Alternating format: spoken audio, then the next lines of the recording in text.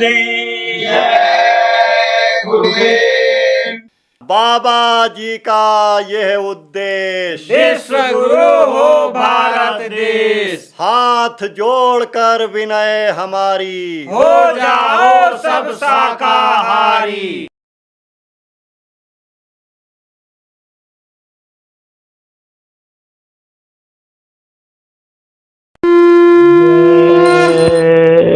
गुरुदेव।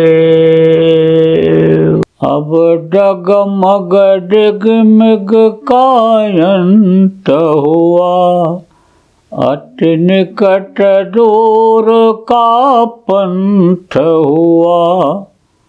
आँखें खोला देखा कगार, सरकार तुम्हारे हाथों में, गुरुदेव तुम्हारे हाथों में, भगवान तुम्हारे हाथों में।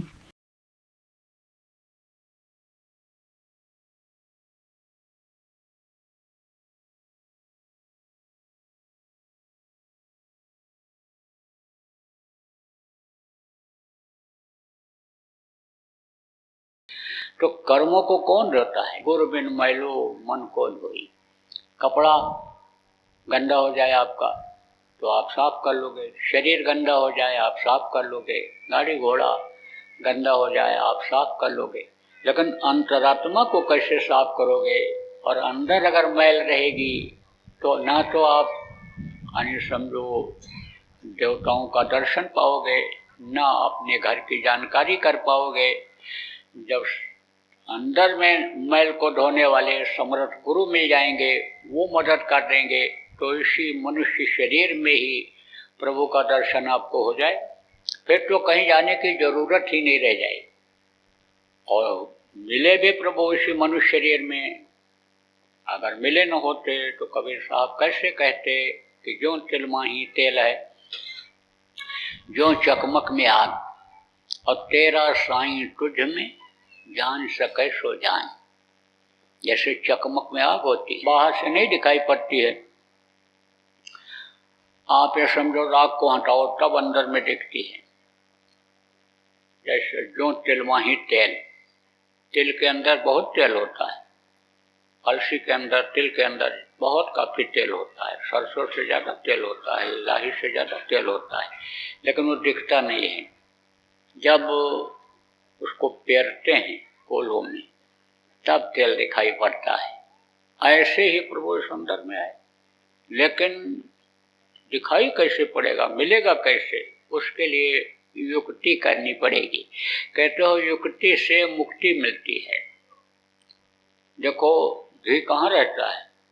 घी तो दूध में ही रहता है, लेकिन दूध को जब जमा देते हैं और उसको मसलते हैं, बिलोते हैं, उसके बाद मक्खन निकलता है, फिर उसको गर्म करते हैं तब घी निकलता है। ऐसे ही युक्ति जब आपको बताने वाले गुरु मिल जाएंगे तो जिसको भी मिला आज तक इसी मनुष्य शरीर में प्रभु मिला। देवी देवताओं का दर्शन इसी मनुष्य शरीर में ही हुआ। वो अनहद वेदवाणी आकाशवाणी तो हमेशा हो रही है, बिना बजाए निश्चिंत बाजे, घंटा शंख नगारी रे, बहरा सुन सुन मस्त होता है, तन की सुत विसारी रे। इसी में दिखाई पड़ा। कहा ना, बिना भूमि एक महल बना है, तामे ज्योति अपारी रे, अंधा देख देख सुख पावे, बात बतावे सारी रे। तो आप ये समझो जो कुछ भी दिखाई पड़ा और जिसको संतों ने लिख दिया, इतिहास बन गया, वो इसी मनुष्य शरीर में ही देखे। तो क्या वो उनके सगे बेटा थे? और क्या आप सौतेले हो उस प्रभु के? सब आप उसके बेटा हो, सब के अंदर उसी मालिक की अंश जीवात्मा है। सकल जीव मम उपजाया, सब पर मोर बराबर दया। लेकिन उसको बताने वाले लखाने वाले कौन होते हैं? गुरु गोविंद दो खड़े, काके लागो पाए, बलिहारी गुरु आपनो, जिन गोविंद दियो बताए। जब गुरु मिल जाते हैं तो गुरु भी कई तरह के होते हैं। कोई किसी को चोरी करना सिखा देता है तो वो भी उसको गुरु कहने लगता है। तो जो कपड़ा सिलना सिखा दें, जो लकड़ी का काम सिखा दें, लोहे काम सिखा दें, गाड़ी बनाना सिखा दें, बिजली काम सिखा दें, तो जो सिखाता है उसको गुरु कहते हैं। कोई चीज़ कोई किसी को बताता है, फायदे की चीज़ बता देता है, लाभ की चीज़ बता देता है, तो वो उसको गुरु मान लेता है। तो गुरु तो बहुत तरह के बताए गए। पहला गुरु पेट और माता, जो है रक्त बीज के दाता। दूसर गुरु भई वो दाई, कर बास की मैल छुड़ाई। तीसर गुरु ने नाम उचारा, गांव देश के लोग पुकारा। चौथा गुरु ने शिक्षा देना, तब संसारी वस्तु चीना। पांचवा गुरु ने दीक्षा देना, राम कृष्ण का सुमिरन की। छठवां गुरु ने सब भ्रम तोड़ा, ओंकार से नाता जोड़ा। लेकिन सतवां गुरु सत शब्द लखावा, और जहाँ का जीव तहाँ पहुँचा हुआ। ये जीव कहाँ का है? वहाँ सतलोक का है, सतदेश का है।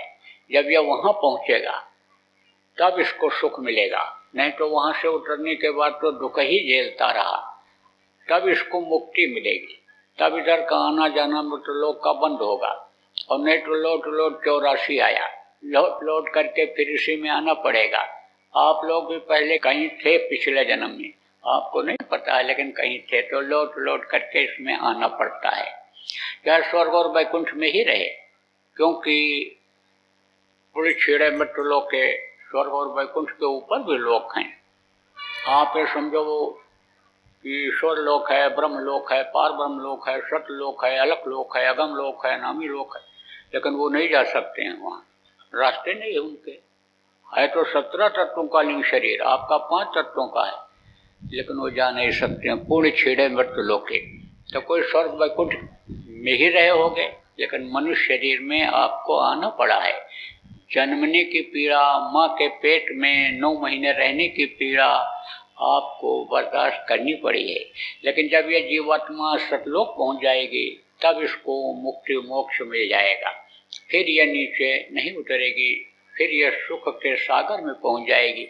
लेकिन उसका भेद कोई बताएगा, रास्ता कोई बताएगा, तब तो आप वहाँ पहुँच पाओगे। तो कैसे पहुँचोगे? शब्द के द्वारा पहुँचोगे। शब्द से ही आप उतारे गए हो नीचे, और शब्द को छोड़ते चले आए। एक नाका है, जैसे देखो ये आपका मध्य प्रदेश है, और ये मध्य प्रदेश से ऐसे थोड़ी दूर से आगे जाओगे तो उत्तर प्रदेश आ जाएगा, वहाँ पर उसका नाका है। और फिर आप समझो उधर चले जाओगे, दूसरे तरफ चले जाओगे तो दूसरे प्रदेश का नाका है, ऐसे देश का नाका है, ऐसे ऊपर में भी नाका है, बॉर्डर जिसको कहते हो। तो बॉर्डर से निकलने के बाद ऐसे इनकी आवाज़ें बदलती चली जाती हैं। जैसे देखो प्रेमियों, शब्द किसको कहते हैं? यानी 2 अक्षर, 3 अक्षर, 4 अक्षर, यानी जब इकट्ठा हो जाते हैं तो वही शब्द बन जाता है। आवाज़, मुंह से हम जो बोल रहे हैं ये शब्द ही निकल रहा है। ऐसे ही ऊपर से शब्द उतरा है, नीचे की तरफ आया है, लेकिन आवाज़ बदलती चली गई है। जैसे आप यहाँ से जाओगे उधर, आप समझो कि उधर राजस्थान की तरफ चले जाओ, मध्य प्रदेश से आप उधर चले जाओ महाराष्ट्र की तरफ, महाराष्ट्र और मध्य प्रदेश से गुजरात का भी बॉर्डर लग जाता है। बोली बदल जाती है, भाषा बदल जाती है, ऐसे बदलता चला गया है आवाज़। जैसे आप देखो गंगा कहाँ से निकली है? गंगोत्री से। तो जब वहाँ से चली हैं तो वो आवाज़ अलग थी, जब पानी नीचे गिरा तो पहाड़ के ऊपर पड़ा तो आवाज़ अलग था। और जब वही गंगा हरिद्वार में आ गई तो वहाँ जो बहती हैं उनकी अलग आवाज़ आती है। और वही गंगा जब आपके इलाहाबाद में त्रिवेणी संगम पर बहने लगती हैं, यहाँ आ जाती हैं तो आवाज़ बदल जाती है। और यहाँ से बहकर जब जाएंगी आपके गंगा सागर पहुँचेंगी तो वहाँ एकदम आवाज़ बदल जाएगी। ऐसे ही शब्द ऊपर से आया, यहाँ नीचे उतरा है, और वो शब्द अलग अलग आवाज़ों में सुनाई पड़ता है। तो उसका भेद जो बताते हैं, शब्द भेदी जब गुरु मिलते हैं तो जहाँ का जीव तहाँ पहुँचा हुआ, तब यह जन्म मरण से जीव का छुटकारा हो जाता है। तो ऐसे गुरु हमेशा इस धरती पर रहते हैं, समय समय पर पावर लेकर के आते हैं, और मनुष्य शरीर में ही आते हैं। जैसे कहते हो भगवान आए तो मनुष्य शरीर में ही आए। काम उन्होंने ऐसा किया कि जिससे अन्य लोग उनको भगवान कहने लगे। जैसे आप इतने आदमी बैठे हो, आपके गांव में और आदमी भी रहते होंगे, कोई अच्छा काम करता होगा, मदद कर देता होगा, आपका सही रास्ता बता देता होगा, कहते हो भाई ये तो भगवान है। गलत काम करता होगा तो कहते होगे कि ये तो हैवान है। और जब हैवानियत छोड़ करके आप जैसा काम करने लगता होगा तब कहते हो इंसान बन गए। तो आदमी ही रहता है, पावर रहती है, पावर दी जाती है। पावर जब वो खींच लेते हैं तब कुछ नहीं बचता है। देखो अर्जुन खूब लड़ाई लड़े मैदान में महाभारत के, लेकिन जब पावर खींच गया तो कहा वो पुरुष बलि नहीं होत है, समय होत बलवान, और भीलन लूटी गोपिका वह अर्जुन वह बान। फिर ताकत वो खत्म हो गई। ऐसे पावर होती है।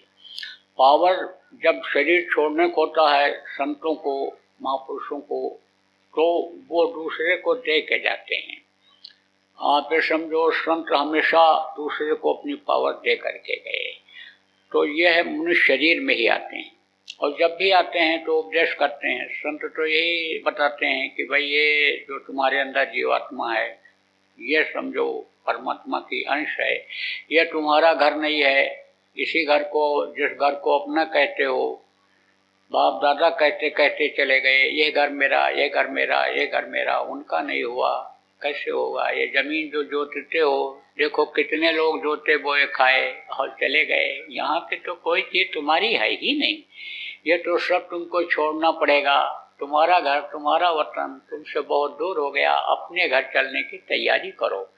तो जब लोगों को विश्वास हो जाता है और बताते हैं, वैसा जब लोग चलने लगते हैं, अंदर में वो चीज़ें मिलने लगती हैं, तब विश्वास हो जाता है। और जब विश्वास जम जाता है तब आदमी करता है।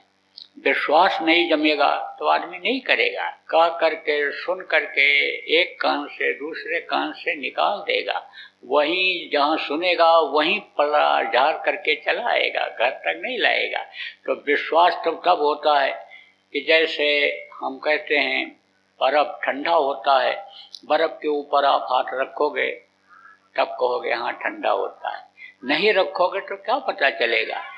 तो देखो प्रेमियों, ये हमारे गुरु महाराज, ये नहीं, ये जिनकी तस्वीर है वो देखो। जड़ और चेतन दो होते हैं।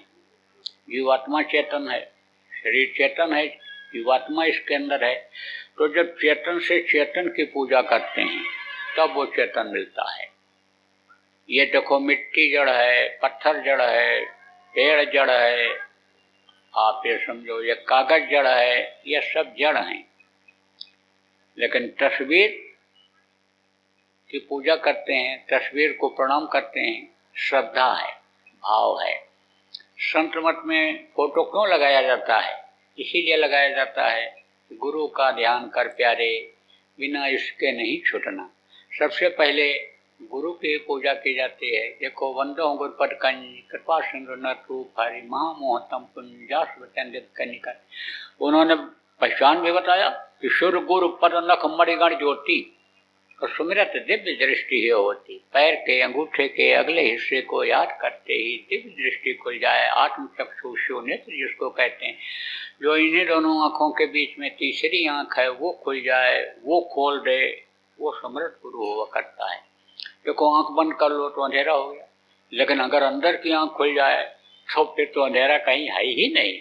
यहाँ भी उजाला है, अंधेरे में भी यहाँ दिखाई पड़ेगा, और ऊपर तो उजाला ही उजाला है। परम प्रकाश रूप दिन राती नहीं कच्चे दिया गति। तो आप ये समझो कि जब रूह है नाम प्रकाश का और वो कही अंधकार, और ताको करे विनाश जो सोई गुरु करतार।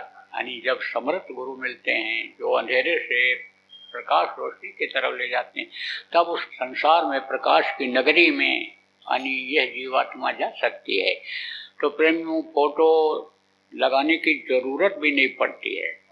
जो गुरु महाराज का नामदानी हो, सत्संगी हो, आप ध्यान दो इस बात का।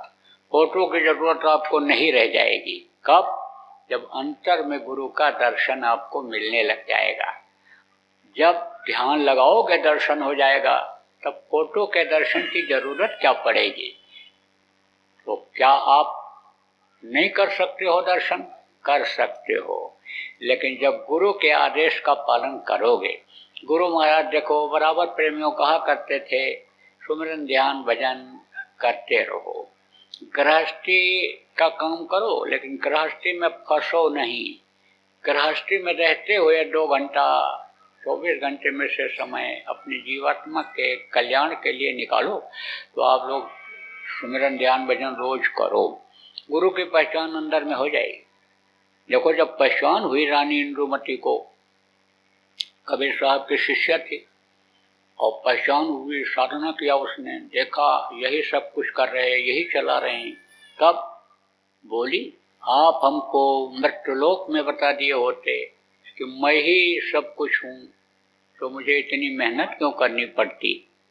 तब उन्होंने कहा तुझको विश्वास न होता कि मनुष्य शरीर में भी इतनी शक्ति हो सकती है, इसलिए तुझको मैंने रास्ता बताया, रास्ते पर चलाया, तेरी मदद किया, फिर ला करके ये जलवा दिखाया। बोल तेरी मदद किया कि नहीं किया? तब बोली कदम कदम पर आपने मदद किया। आपका मदद करने के लिए तो प्रेमियों गुरु महाराज तैयार हैं, लेकिन आप तो अबोध बालक जैसे पिता की उंगली छोड़ देता है जब मेला देखने के लिए जाता है, ऐसे ये माया का जो बाजार लगा हुआ है, गुरु को उसमें भूल जाते हो, उनकी उंगली को छोड़ देते हो।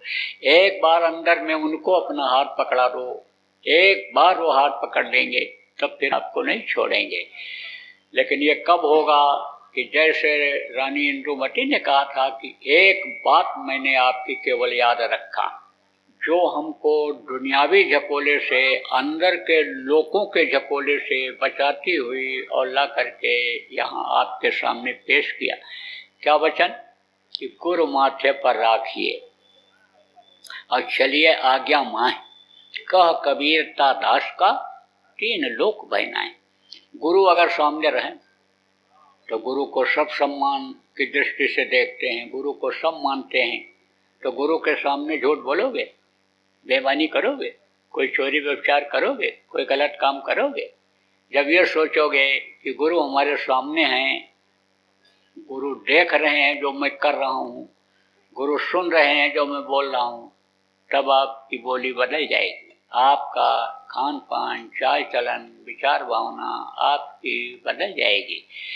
इसलिए गुरु को मस्तक पर सवार रखो। मस्तक पर सवार रखने का मतलब क्या होता है? वचन को याद रखना।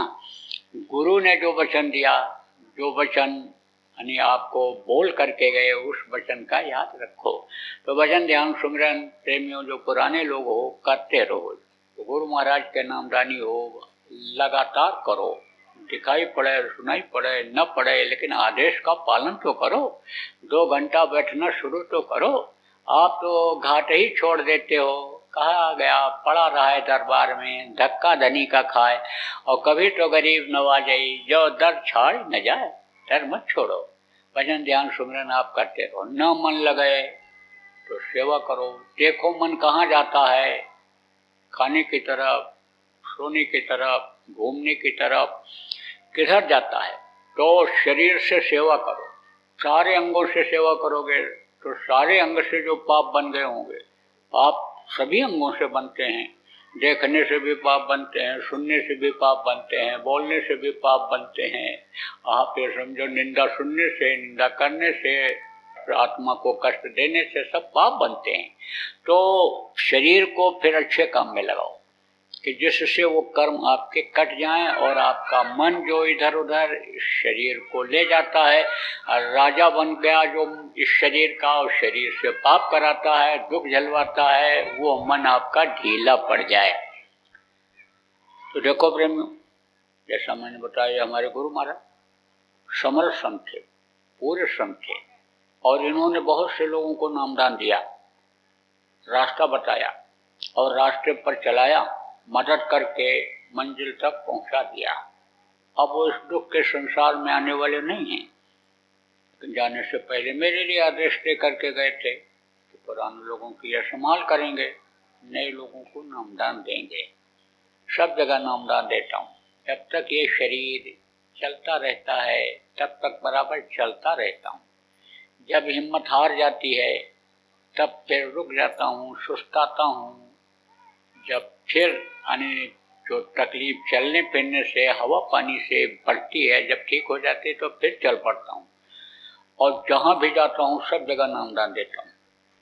15-16 देशों में नामदान दिया, गया तो और देशों में भी, लेकिन नामदान जहाँ भी गया 15-16 देशों में, जहाँ की परिस्थिति अनुकूल थी, जहाँ लोग इकट्ठा होकर सुन भी सकते थे। विश्व में कुछ ऐसे भी देश हैं कि जहाँ पर आप अपने धर्म का प्रचार नहीं कर सकते हो, कुछ बोल नहीं सकते हो, कह नहीं सकते हो, ऐसे भी देश हैं। लेकिन समय परिस्थिति जहाँ भी अनुकूल रही, 15-16 देशों में तो नामदान दिया। थोड़े आदमी कमरे में आ गए, बैठ गए, उनको भी नामदान दे दिया। क्यों दे दिया? वही जैसे अभी मैंने बताया कि भरोसा नहीं किसी के जीवन का। यह नाशवान शरीर है, कब इसको छोड़ देना पड़े तो काम अधूरा रह जाएगा। बहुत से लोगों को तो पता ही नहीं है, आप लोगों को भी, कि मनुष्य शरीर किस लिए मिला है और ये देव दुर्लभ शरीर क्यों है, इसका पता ही नहीं है। आप तो सोचते हो खाने पीने मौज मस्ती के लिए ये समय मिला है, खाओ, बच्चा पैदा करो, दुनिया संसार से चले जाओ, जैसे पशु और पक्षी चले जाए, ऐसे आदमी सोच रहा है। तो आप ये समझो कि इसलिए नामदान दे देता हूँ कि आज न भी समझ पाया और कल कोई समझा दिया तो करने तो लगेगा, नहीं तो वहाँ जहाँ 20-20 घंटा जाने में भारत से हवाई जहाज से लगता है, किराया बहुत पड़ता है, वहाँ का हर कोई आदमी यहाँ भारत में कहाँ आ पाएगा। इसलिए नामदान सब जगह दे देता हूँ। 73 साल की उम्र हो गई, 74वां लगने वाला है, तो अब इस उम्र में तो बहुत से लोग चारपाई नहीं छोड़ते हैं, खांसी खर्रा ये वो ये सब हो जाता है। तो ये पंचभौतिक ही शरीर, कोई मशीन तो है नहीं। मशीन भी थक जाती है, घिस जाती है, रगड़ रगड़ करके वो भी ठीक से नहीं चलती है। उसके लिए ना आपको घर छोड़ना है, जमीन जायदाद छोड़नी है, न बाल बच्चों को छोड़ना है। आप गृहस्थ आश्रम में रहो, जहाँ रहते हो। गृहस्थ आश्रम में नहीं रहते हो, आप सन्यासी हो, तो वहीं पर रहो। ये जरूर कोशिश करो कि जिसका अन्न खाओ उसके लिए भी कुछ करो। तो दुआ दे देने से, आशीर्वाद दे देने से, पीठ ठोक देने से यानी समझो कि कल्याण नहीं होता है। आप ऐसी शक्ति अर्जित करो। जितने भी साधु महात्मा, जितने भी पूज्य लोग यहाँ पर हैं, सबसे मेरी ये प्रार्थना है कि आप गृहस्थों का अन्न खाओ। सन्यासी हो गए, पंडित हो गए, पुजारी बन गए, मठाधीश बन गए आप, तो आप उनका अन्न खाओ तो अधिक। और नहीं तो ये गृहस्थों के जो टुकड़े हैं, ये समझो बड़ी तकलीफ देते हैं। कहा गया गृहस्थों के टुकड़े 9 अंगुल के दांत, भजन करे सो उभरे, नहीं तो पाड़े हाथ।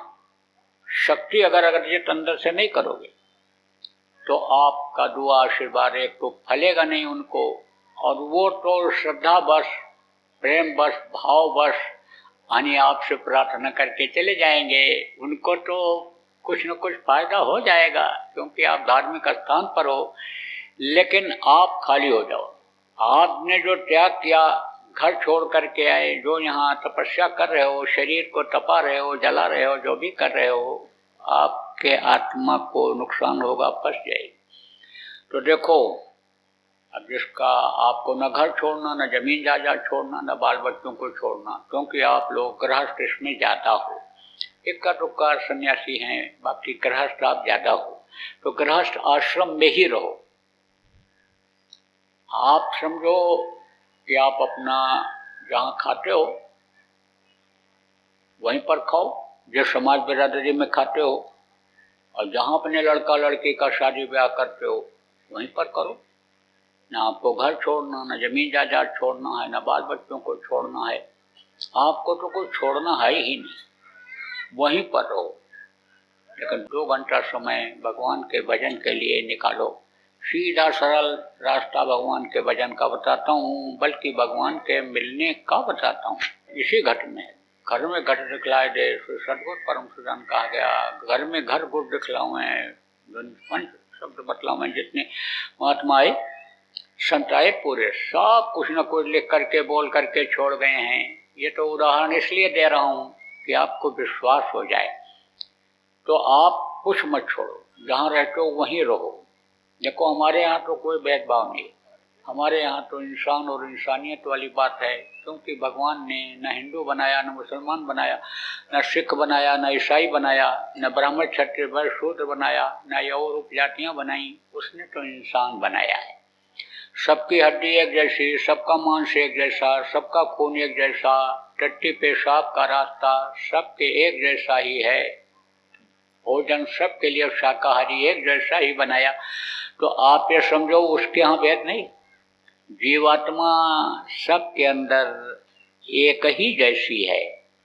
तो जो जीवात्माओं को देखता है, सबसे प्रेम करता है, तो हमारे यहाँ तो सबसे प्रेम है। गोस्वामी जी ने कहा ना, सिया राम मैं सब जग जानी, करूँ प्रणाम जो युग पानी। तो परमात्मा के अंश जीवात्मा आपके सबके अंदर है।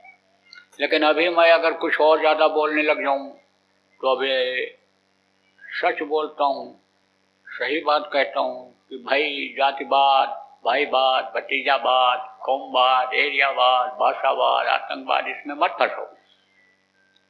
जब यह बोलता हूँ तो विरोध लोग करने लगते हैं। सही बात बोलता हूँ कि हिंसा हत्या मत करो, बलि मत चढ़ाओ, बलि चढ़ाने से देवता खुश नहीं होंगे, तो लोग विरोध करने लगते हैं। तो यही कहने लग जाएंगे, बाबा तो जात धर्म सब खत्म कर दे रहे हैं, भ्रष्ट बना दे रहे हैं सबको। अरे भाई कुछ नहीं खत्म कर रहा हूँ, आप जहाँ रहते हो वहीं रहो, जिसके साथ खाते हो, जिस बिरादरी में जाति में भोजन उसी के साथ शाकाहारी खाओ। यहाँ लड़का लड़की का शादी ब्याह करते हो वहीं करो। हमें थोड़ा कहते हैं कि दूसरे जाति में कर लो। ये जरूर कहता हूँ कि लड़के लड़कियाँ जब बड़े हो जाएं, शादी ब्याह के लायक हो जाएं, कमाने लग जाए लड़का, तो लड़की देख लो कि हमारे घर में आ जाएगी, सेट हो जाएगी, लड़का हमारा इसको प्यार दे सकेगा, सम्मान दे सकेगा, बच्चा पैदा कर सकेगा, तो उस लड़की से शादी कर लो। आप ये समझो, देख लो, लड़की वाले आप हो तो आप देख लो, कमा खिला सकेगा, लड़का ठीक है, काबिल है, पढ़ा लिखा है, कुछ लाता है कमा के, ये खर्चा चला लेगा, उसके यहाँ शादी कर दो। देख के करो, चाहे लड़की वाले हो कि कमाता हो लड़का। और लड़का जिसके हो देख लो, कोई न कोई काम में उसको लगा दो। बेकार में पढ़ाई लिखाई के बाद में मत बैठाओ। कहेगा हम कंपटीशन बैठेंगे, कंपटीशन बैठेंगे, क्या कंपटीशन बैठेगा। एक आदमी हमको इसी दौरे में मिला, 1.5 महीना करीब हो रहा है दौरे का, हमको इसी दौरे में मिला और कहा 16 साल से कंपटीशन में बैठ रहा हूँ और नहीं आया, अब की बार दया हो जाए। अब आप सोचो, पोल जैसा रहता है बिजली का तार, उसी तरह से तो उस पर दौड़ाते हैं। कमजोर पोल हो, 440 वोल्ट का करंट दौड़ा दो तो पोल का क्या हाल होगा, गिरेगा पोल, यानी गिर जाएगा। तो भाई देख लो, जैसी योग्यता हो, पढ़ाई लिखाई में परसेंटेज देखो, फिर IAS की कोचिंग कराओ, नहीं तो वो को तो पैसा मिलता रहेगा, समय बेकार हो जाएगा। तो नौकरी में लग जाए, काम में लग जाए, तब आप शादी ब्याह समय से देख करके कर लो। नहीं करोगे तो समझो वो खोजेंगे। अपने मन से जब करते हैं, प्रेम विवाह जिसको कहते हैं, तो उसी में धोखा हो जाता है। रूप रंग पर चले जाते हैं ये बच्चे और बच्चियां। ये समझो आपकी पढ़ाई लिखाई पर, धन दौलत पर एक दूसरे से मोहित हो जाते हैं और रिश्ता निभता नहीं है। 2 महीना भी नहीं बीतता है, तलाक के मुकदमे चालू हो जाते हैं। ऐसी नौबत ना आवे, ये जरूर कहता हूँ। ये जरूर कहता हूँ कि भाई थोड़ा सा स्वस्थ रहने के लिए कम खाओ। ज़्यादा खा लेते हो तो बीमारियाँ आ जाती हैं। ये जरूर कहता हूँ कि 2 बार कम खाओ। कम खाओगे तो बीमारी नहीं आएगी। आप समझो प्रेमियों, जब कोई एक बोलता है दूसरा 2 बोल देता है तो बस उसी में क्रोध आ जाता है, और क्रोध आ जाता है तो लड़ाई झगड़ा, फसाओ, जेल जाना सब हो जाता है उसी में। एक को गुस्सा आए और दूसरा चुप हो जाए तो झगड़ा होगा? नहीं होगा। औरत को गुस्सा आए, पुरुष चुप हो जाए, पुरुष को गुस्सा आए, औरत चुप हो जाए, सास को गुस्सा आवे बहू चुप हो जाए, बहू को गुस्सा आवे सास चुप हो जाए, तो ये सास और बहू का जो झगड़ा है वो मशहूर होगा? नहीं मशहूर होगा। अगर सास ये सोचने लग जाए कि एक लड़की को मैंने ब्याह दिया, दूसरे के को दे दिया, दूसरे की लड़की मैं लेके आई हूँ अपने घर में बहू बना करके, ये मेरी बेटी है, तो समझो कि झगड़ा नहीं होगा। देखो, माँ जो है बेटी की थोड़ी बहुत गलतियों को भी सुधार देती है, उसको सिखाती है, बताती है, लेकिन जब बेटी माँ को मानती है तो जो बहुएं हो ये समझो एक माँ को छोड़ के मैं आई और ये सास दूसरी माँ मुझे मिल गई, तब ये नौबत नहीं आएगी कि सास सोचेगी कि कहीं ऐसा न हो सेवा करते करते पैर दबाते दबाते गला ही न दबा दे। लेकिन जब बहू ये सोचेगी कि बुढ़िया को जल्दी से कब्र पर पहुंचावें, तिजोरी की चाबी हमको जल्दी से मिल जाए, तब तो समझो कि झगड़ा लड़ाई होगा ही होगा। झगड़ा एक करे बोले और दूसरा चुप हो जाए, सास को गुस्सा आवे बहू चुप हो जाए, बहू को गुस्सा आवे सास चुप हो जाए, तो झगड़ा नहीं होगा। लेकिन कभी कभी ऐसा होता है, कहा गया कहते करो उपाय स्वभाव न छूटे, और नीम न मीठा होए चाहे घी गुड़ से सींचे, तो स्वभाव जल्दी नहीं छूटता है। कुत्ते की पूंछ होती है, टेढ़ा देती है, इसे टेढ़ा किया रहता है, पकड़ सीधा कर दो फिर टेढ़ा कर दे, नली में कुत्ते की पूंछ डाल दो और 12 वर्ष तक वैसे रखो और निकालोगे तो भी वैसे टेढ़े रहेगा। तो संतों के अलावा और कोई स्वभाव को जल्दी बदल नहीं सकता है, इसीलिए बार बार सत्संग की जरूरत पड़ती है, तब ये स्वभाव बदलता है, आदमी का बदल जाता है। मन तभी रुकता है जब नाम की संख्या सुगाई जाती है। काम क्रोध लोभ मोह अहंकार ये तभी खत्म होते हैं जब ये नाम जो बताऊंगा उसका जब जाप किया जाएगा, तब ये ढीले पड़ेंगे, नहीं तो आखिरी वक्त तक ये परेशान करते रहते हैं। जय गुरुदेव। बाबा उमाकांत जी महाराज अपने ही प्रेमियों के सहयोग से संस्था द्वारा जनहित का कार्य करते हैं। किसी भी व्यक्ति, संस्था व सरकार से कोई भी चंदा, चुटकी व अनुदान नहीं लेते और किसी भी तरह का व्यापार भी नहीं करते। इसलिए आप श्रोताओं को बताया जा रहा है कि बाबा जी के नाम पर किसी भी प्रकार का धन मांगने वाले व व्यापार में प्रचार करने वाले लोगों से होशियार रहिएगा। आपसे यही कहना है कि सत्संग सुनो, समझो और अच्छा लगे तो मानो। आने वाली बीमारी तकलीफों से बचने के लिए कुदरत व सरकारी नियम का पालन करो। आपके सुझाव के लिए व्हाट्सएप नंबर 9575600700।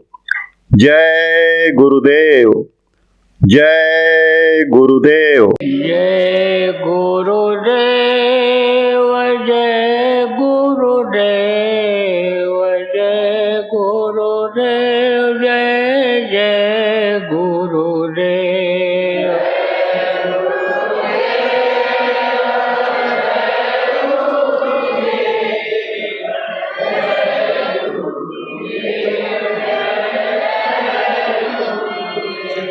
जय गुरुदेव, जय गुरुदेव, जय गुरुदेव, जय जय गुरुदेव।